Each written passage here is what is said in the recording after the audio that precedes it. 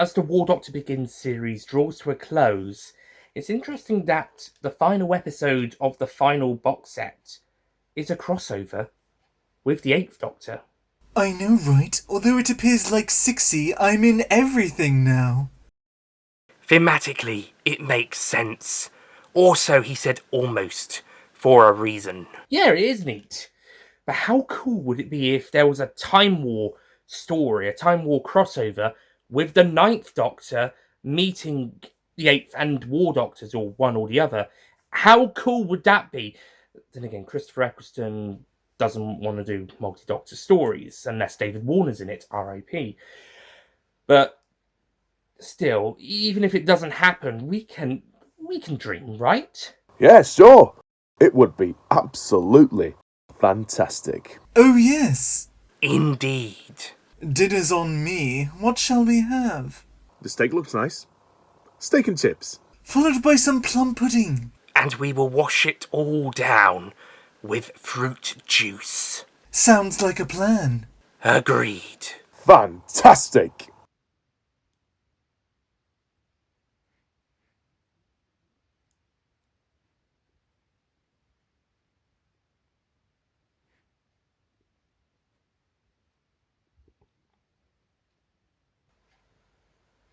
Whilst they do that, time for the review.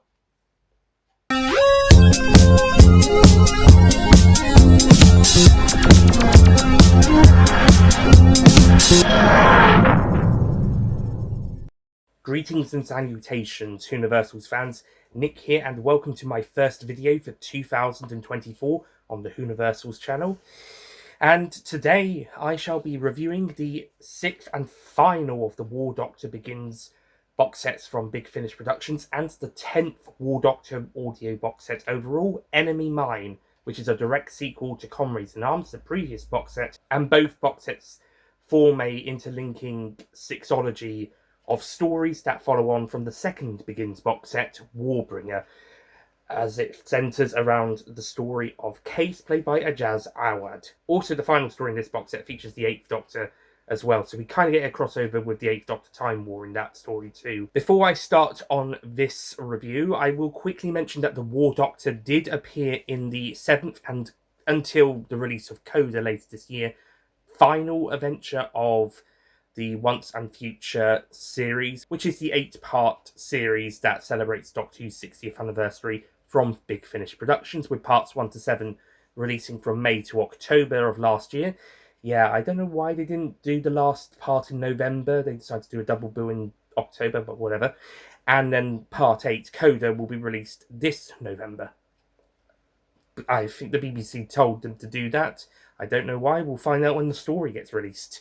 I won't talk too much about Once and Future now, but spoiler alert for the final story, the Union, the War Doctor is revealed to be the one who was shot during the Time War with the degeneration ray. Now, that does sound pretty obvious when I say it, but until that reveal, we were kind of believing it was the 8th Doctor. It was kind of building up to speculate that during the Time War, the early days, when the 8th Doctor was trying not to get involved, but maybe helping out where he can, he was the one who was shot with it, but it turns out it was actually the War Doctor. And since Jonathan Carley wasn't initially one of the supporting actors announced in the guest cast list, I was worried he wasn't going to be in it and the War Doctor wasn't going to be in the story. But it turns out he was the twist Doctor all along. So, yeah, it was also interesting to hear all of the Doctors except the 9th Doctor in that episode, although the 9th Doctor does appear in the one before, so his absence isn't hugely missed, but suffice to say, it would have been nice to have him in that as well, but that could have been something to do with Christopher Eccleston, so no criticisms on that.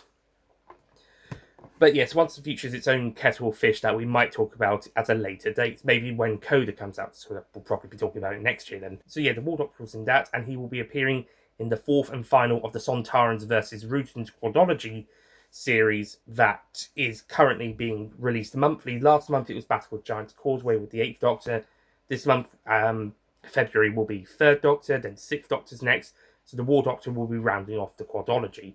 So we'll see what that story is going to be like with him. And whilst Big Finish has confirmed this is the last of the War Doctor Begins box sets, the War Doctor series could continue later down the line. But excluding Sontarans vs. Rutans 4, and possibly maybe leading Coda, depending on who's in that story, then this is the last of the War Doctor stories for now. So with all of that preamble out of the way, how does Enemy Mine hold up?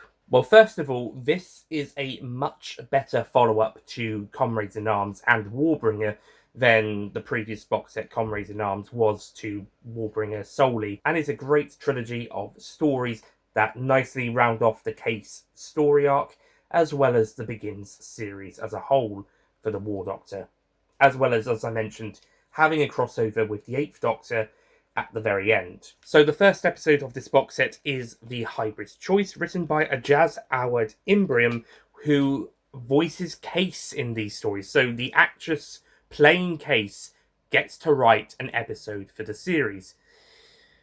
And she's really bloody brilliant at it. In fairness, most of her best lines are given to herself. I'm gonna say that now. She gives herself the best lines, but considering the direction of the story and what's going on, that's kind of a given.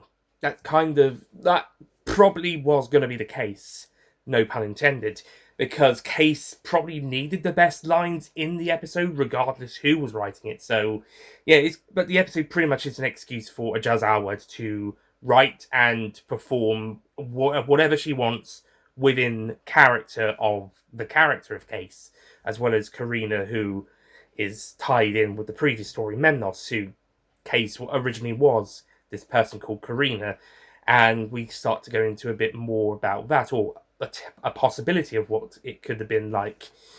Yes, this story pretty much is a more or less direct sequel to Memnos, and a freaking good one at that. This is a really great follow-up to that, as well as kicking off this trilogy of stories.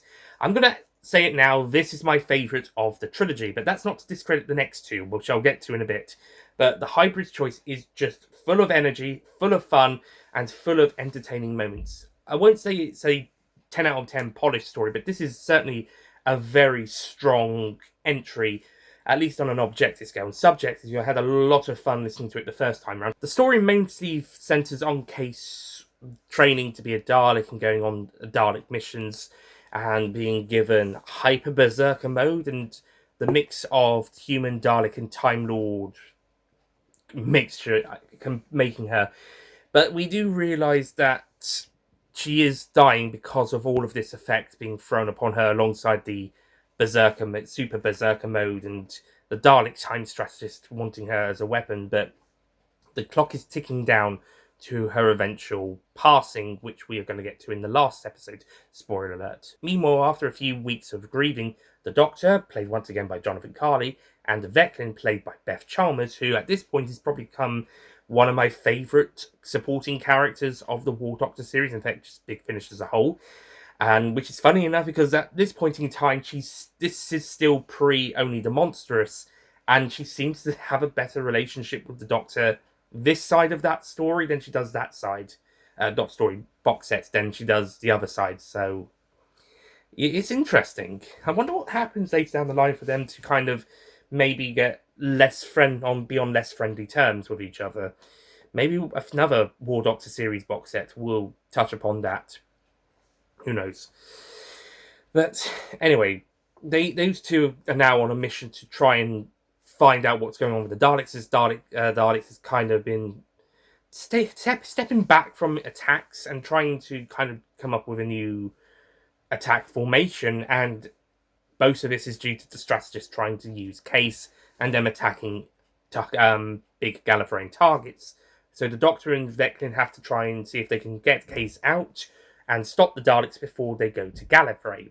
And yeah, again, a really strong story, some really good moments. There's a great bit where they disguise Veclin's TARDIS as a Dalek, and they have to sneak about the ship, and the strategist gets some of the Memnos technology where they were trying to find out about Case's past, and he's kind of using that as a possible past thing for Case to see what her past was like, but it's all a simulation, and could even be a trick, as the strategist himself inserts himself as a person in that story, in that simulation. So the Doctor has to also go in to get Case out, and that's where all the stuff with Karina is as well. And it's tying in with what happened in Warbringer and Comrades in Arms until we get to a satisfactory conclusion with the episodes. And I think this is, overall, this episode is a really good one.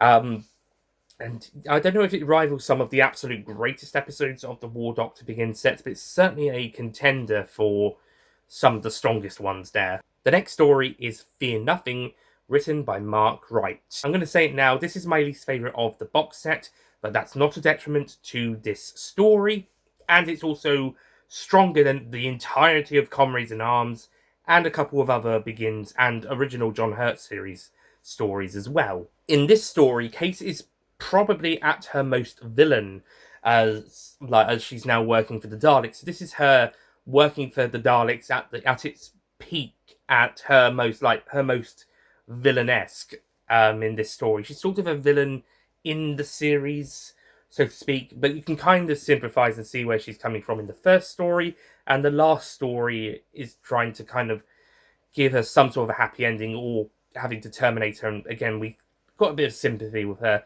And she still has the emotional feelings. Like initially in the previous episode, she was like all super stoked in energy when going to attacking the Time Lords. Like she's on a huge sugar high, or rather a drug fever, rather, because of the ecstasy,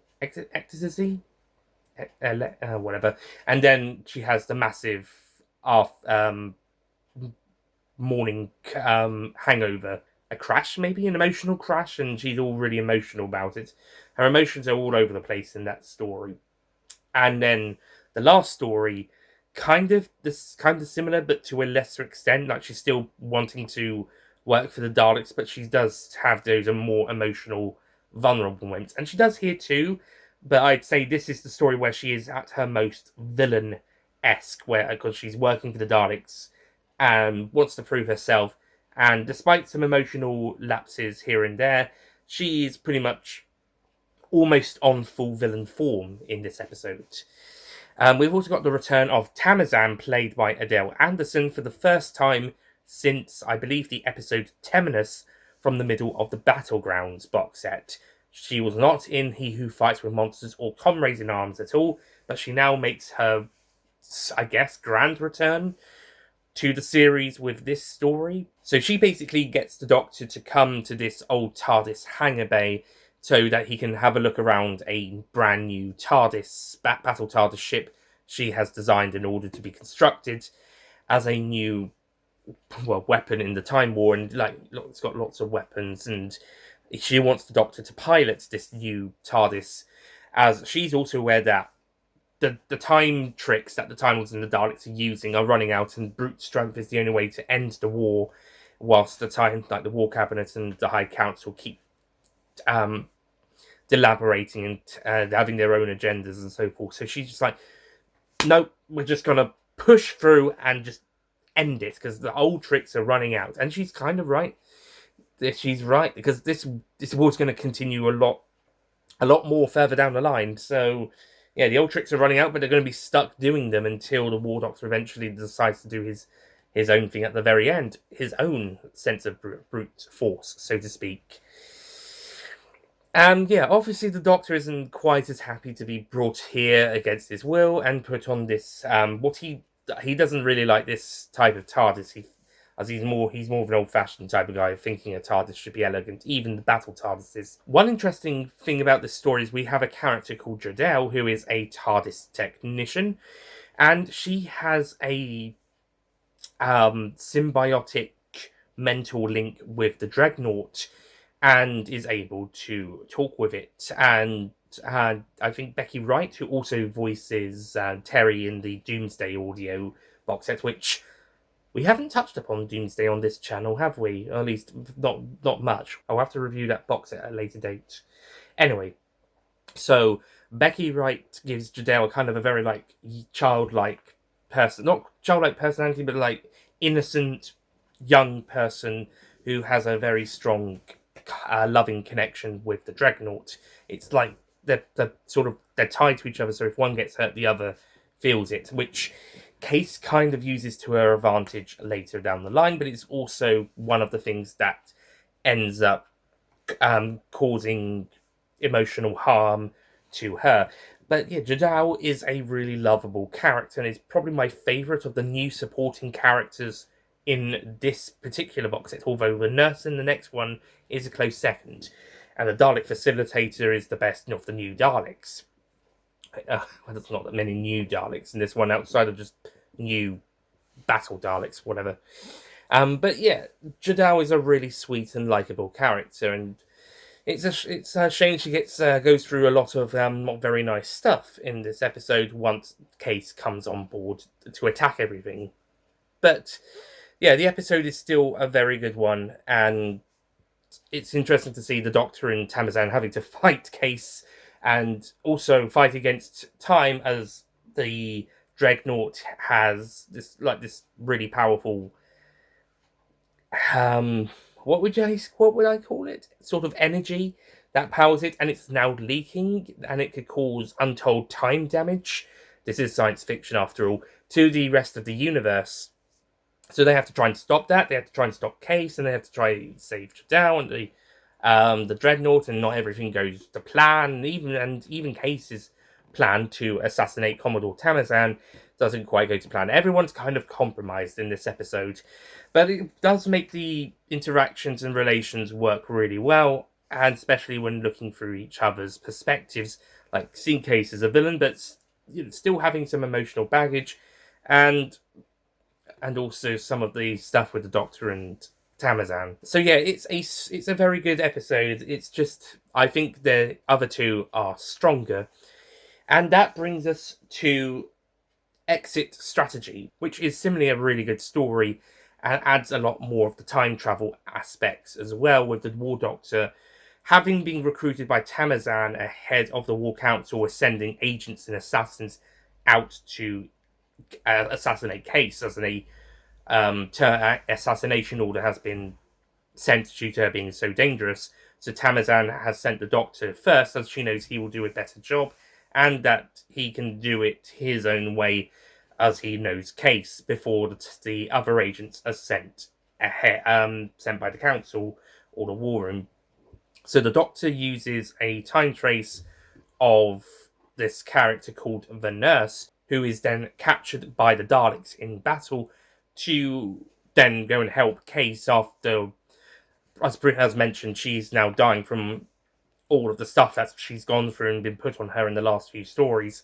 So the strategist has gotten this guy to try and help her, and we'll just captured him to help anyway, because he helps Daleks as well as Time Lords. Like, he tries to sing. He's basically a Time Lord Mary Shelley. He looks after the Time Lords, but he may also treat injured enemy soldiers as well. So the strategist has captured him to do that, and then brings him over to help Case. So the Doctor uses his time trail to find them and put some stuff into place, very espionage-like, and is able to then get to the strategist's dome thing that's hovering in space. Meanwhile, Case has been trying to impress the Emperor and the other Daleks. The Emperor is not fully on board yet, and later not at all once he realizes that she's sort of an anti-pure Dalek. And there's also this other little Dalek somewhere that I'm not sure what its rank is, but it definitely has a bit of a mouth to it. The one that's like the Emperor's second in command. Maybe it's one of its guards. Maybe it's the Supreme. I don't know. But like the Red Dalek leader from Temenus, it just sounded like it's a Dalek who wants to be a big, being the big leads, like the Emperor, the Supreme, the strategist, time strategist, the time coordinator, even Dalek Sec. All them the big leagues, basically. It wants to be that Dalek who wants to be in the big leagues. So it just makes comments that sort of align with that of the Emperor's. So anyway, the Doctor attempts to get to the dome, but he has another part of his plan that comes as a bit of a surprise. Or, well, I suppose it shouldn't be, because he's on the cover. We heard him earlier. We all know what the Doctor's plan was. He's going to get the 8th Doctor to help. Or at the very least, a simulation of the 8th Doctor. We did hear the real 8th Doctor earlier, and set sometime during his 8th Doctor Time War series with Bliss, who doesn't speak, by the way. We just hear them mention her. But then the War Doctor sort of gets a simulation of the Eighth Doctor, or something. It's not really fully explained. But basically, he's acting as a Trojan horse to all of this. And the Eighth Doctor is the one who has to come in to save Case because of all his ideas of hope and having to find a way without resorting to all the nastiness in the Time War. Basically, what the Eighth Doctor is feeling prior to giving up in the Night of the Doctor, still having those hopes and wanting to save everyone, so to speak. So he's the one who has to try and save Case at the end of the story, as well as show her that the Daleks would never really truly accept her, since she isn't a pure Dalek. And see if he can give her a happy ending whilst also bring her peace in death as well. So the episode does end with Case kind of also being placed in this mental simulation for a bit and travelling with the Eighth Doctor. But in reality, she does sadly pass away. But in honesty, I thought that was going to be the case. If either she was going to sacrifice herself for the Doctor or pass away somehow, or she was going to go and travel with the Eighth Doctor, and maybe they'd have some stories with that or something. But yeah, so they do sort of kill Case off, but not entirely, and they allow her to go and have adventures with the Eighth Doctor inside her mind. Also, the Eighth Doctor, whatever it is able to talk to the War Doctor. It's interesting having their conversations with each other. He doesn't actually know it's him, his future self, until maybe later, at least, which is a surprise considering this is supposed to be not the actual Eighth Doctor, but unless it is, I'm not sure. Again, it's not really fully explained in the episode. They don't really go into it much in the interviews. Maybe if you guys on Doctor Who Wiki would actually write up what happens in the episode in under 2 months, maybe we'd actually understand what is going on. Whether it's the real Eighth Doctor or not, he's able to put Case to rest and give her a happier mental life, but a sad end her natural life. Or something. Again, it's not fully properly explained. It kind of just happens. But it's still effective. Oh, and the strategist then gets captured by the Emperor's Daleks and has its dome removed and all of its knowledge taken out. This is the second time the Emperor has tried to kill or punish the Time Strategist in these Begins box sets. And we know there's going to be a Time Strategist in later War Doctor box sets, chronologically later, I should say, like the War Doctor box sets. I mean, the whole point of Agents of Chaos would not work without a Time Strategist. So does that mean we get a new Time Strategist later down the line? Or does this one get forgiven again? In He Who Fights with Monsters, everything the Barber Surgeon done and everything surrounding him, everything to do with him was erased from time, so the Strategist was left okay. But here, I guess they'll have to get a new strategist for later down the line, because chronologically there is a Time Strategist in the John Hurt War Doctor box sets, which come after this one chronologically.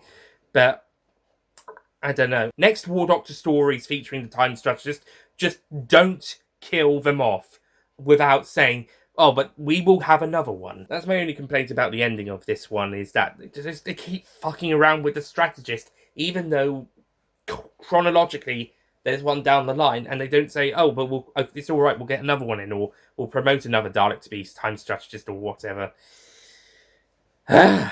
Also, whilst I'm doing mini rants, why is Runa, played by Tigana Byrne from A Mother's Love, credited in the download cast list? On, like, when you download the story on your phone, for example, she's in the cast list, but in the booklet and on the wiki pages, she's not credited, and she's not in the episodes. I couldn't find. I was wondering, where on earth is this character in this box set? I think they accidentally left her in by mistake when they were writing up the download cast list. They accidentally left her in. Why on earth did you do that? If the character's not in the episodes, don't credit them. I was wondering where on earth she was, and she's not even in it at all, so don't put a character who's not in the series in the cast list of your download option. Just don't do that. Put characters who are in the damn series in it. Oh boy. So, overall, Enemy Mine. This is a really good final series for the War Doctor Begins. I'm not going to say it's one of the absolute best. I actually think it comes in the middle of both Begins and overall of War Doctor series. But it's still a really good box set and a really good way to wrap up not only Case's story, but the War Doctor Begins series as a whole, and provides 3 really good stories. 1 really good and 2 really, really good stories. The Hybrid's Choice, which is my favourite of the series, a very strong openness of the series, and just a pure fun adventure. In terms of release-wise, this is easily the best War Doctor story since He Who Fights with Monsters, although I am looking forward to any further adventures released later down the line. Fear Nothing is the weakest story of the box set, in my opinion, but again, it's still better than the entirety of the previous box set, as well as a few other War Doctor and War Doctor Begins audio stories. It's an interesting story that sees Case at her most villainous, and pretty much a bit of a base on the Siege story, with first the TARDIS dock, and then later inside the Dreadnought itself, more or less being bases under siege from Case. It's a good episode. But Exit Strategy rounds off this box set, the War Doctor Begins series, and the War Doctor audios so far, besides Sontarans vs. Rutans 4, in a really strong way. Or in a really good way. It is a very good final story to this, to all of that, as I just mentioned. It might even be better than the Enigma Dimension, the final story from the original War Doctor series with John Hurt. That one was a bit confusing. Wasn't entirely sure what's going on for that one, but it was still a really good one. But Exit Strategy is a nice, satisfactory conclusion to the Case story, and brings the Begin series and, excluding Sontarans vs. Rutans 4, the end of the War Doctor's audios for the time being. So score-wise, I am giving the Hybrid's Choice a 9 out of 10, Fear Nothing an 8 out of 10, and Exit Strategy a 9 out of 10. I don't like Fear Nothing as much as the other two to give it a 9 out of 10, but it is still a really good story. But I think it is my second favourite of the 8s, so it's one of the higher ones. I think the only one above it is Light the Flame, and then we get into 9 territory, and then the other two is spread across the 9s, which means Enemy Mine gets a overall score of 26 out of 30, but adjusting that to be out of 10, that makes it a 9 out of 10, although on the lower level of 9. So yeah, after the underwhelming and dare I say disappointing Comrades in Arms, Enemy Mine is able to land the War Doctor Begins plane smoothly and have a really good final outing for the time being for this incarnation of the Doctor, and round off Case's story in a really good way. Despite my disappointment of the previous box set, I am glad that Case's story continued after Warbringer, and despite the last box set not quite being as good, I did enjoy it, and then this box set, nicely done. I do think Warbringer is the best of the 3 Case series box sets, but Enemy Mine at least is able to bring the story to a very satisfactory conclusion. And like with Comrades in Arms, it's time to reveal where this box set and the 3 stories come in my War Doctor ranking, or War Doctor Audios ranking. So, where does Enemy Mine and the 3 episodes line up? So the 3 episodes first, and the episodes from this box set are in light green, by the way, and it's safe to say that all 3 episodes have escaped being in what is now the bottom 10, as there are now 30 War Doctor audio stories. So there is a top 10, 1 to 10, middle 10, 11 to 20, and bottom 10, which is 21 to 30, and disappointingly, all of the stories from the previous box set, Comrades in Arms, are in the bottom 10, or what are now the bottom 10, after the release of this box set. So that means that the updated list is now 30, Legion of the Lost from Infernal Devices, 29, Eye of Harmony from Agents of Chaos, 28, Terminus from Battlegrounds, 27, Memnos from Comrades in Arms, 26, The Thousand Worlds from Only the Monstrous. 25, A Thing of Guile from Infernal Devices. 24, The Innocent from Only the Monstrous. 23, A Mother's Love from Comrades in Arms. Sorry if I keep taking a lot of pauses. I'm either breathing or trying to remember the title. Number 22 is Rewind from Battlegrounds, and number 21, Berserker from Comrades in Arms. And now we get to the first story from Enemy Mine on the list, which is Fear Nothing in 20th. Even though I pretty much praised the story quite a bit in the review, compared to the other 29 stories, it does come, sadly, at the very bottom of the middle 10, but it's still within top 20 territory, and again, better than all of the previous box sets, even if by one spot for Berserker. Also, out of the stories I give a 8 out of 10 score, it is the second best, meaning that the top 18 are all 9 or 10 out of 10s. More on that in a moment. By the way, the bottom 4 are all 7 out of 10s, and we entered the 8 with number 26. So Fear Nothing from Enemy Mine is in number 20. Rounding off the 8 out of 10s in number 19 is Like the Flame from Forged in Fire. Starting off the 9 out of 10s in number 18th place is The Heart of the Battle from Only the Monstrous. Number 17 from Infernal Devices is The Neverwhen. Number 16, The Enigma Dimension, the final John Hurt War Doctor story from Casualties of War, is number 16. In number 15 is where we find our second Enemy Mine story, Exit Strategy. By the way, if in the previous bits of footage you saw this listed as the Hybrid's Choice, which is also down in 11th, that's because I made the mistake and put the Hybrid's Choice twice instead of Exit Strategy, so I've had to fix that. So this is where Exit Strategy goes, at number 15. Again, like with the Enigma Dimension and the next story, the Shadow Vortex, although I really like these stories, so as I mentioned, the next one, number 14, is the Shadow Vortex from Agents of Chaos. Number 13 is Lionhearts from Like the Flame.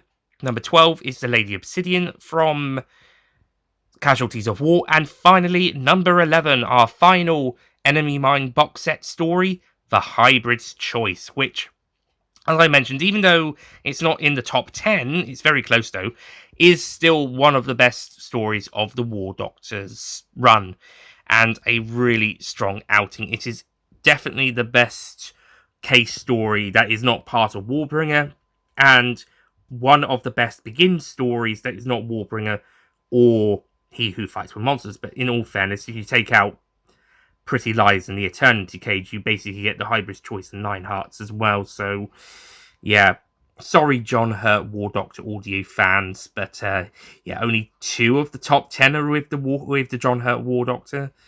Sorry, and only 4 of the top 15 are.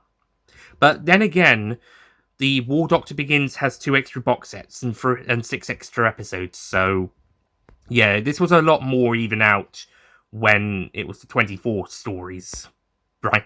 Okay, so with the top 10 staying the same, that just leaves me to do a quick fire round on those, with number 10 being The Keeper of Light from Battlegrounds. 9, 8, and 7 are all from Warbringer, and are Consequences, Destroyer, and Saviour. Consequences was 9, Destroyer 8, Saviour 7. So yeah, we left 9 out of 10 with the Warbringer stories, and now we're into 10s, with Pretty Lies from Casualties of War at 6. Number 5 is The Eternity Cage from Agents of Chaos, and is the best of the War Doctor audios, with John Hurt.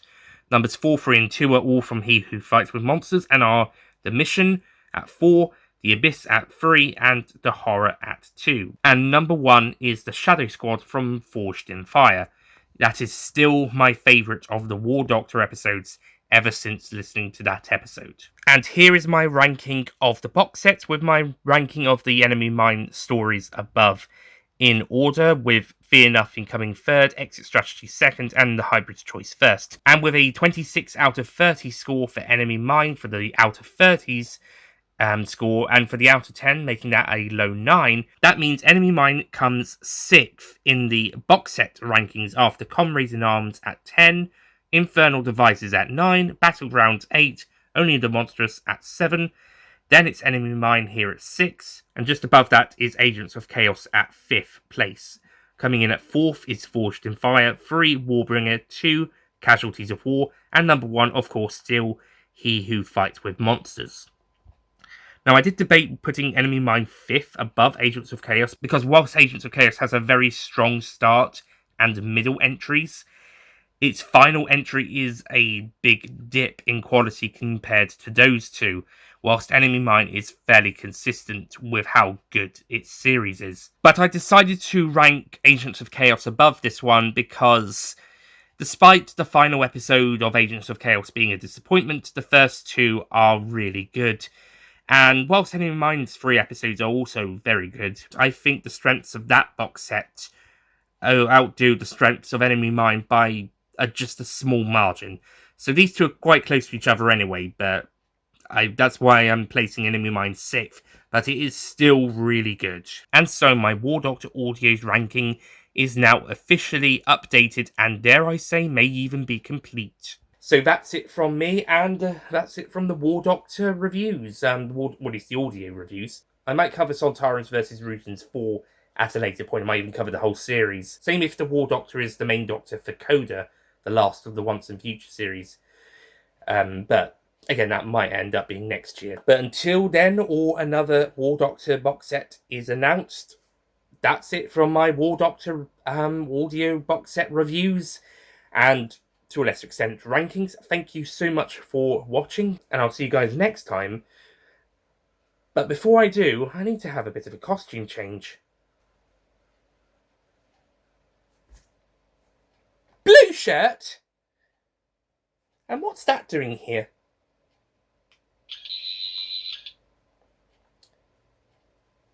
Oh yeah, as I was about to say, and I'll see you guys next time for my review of Wild Blue Yonder, which is the second of the Doctor Who 60th anniversary specials, which our reviews of have already started. So if I'm on time, this review should be going out on the 12th of February 2024, which means it is Wild Blue Yonder review week. So, stay tuned. Couple of days' time, Wild Blue Yonder review. Also, happy Valentine's Day for Wednesday. I'll see you guys next time. Goodbye.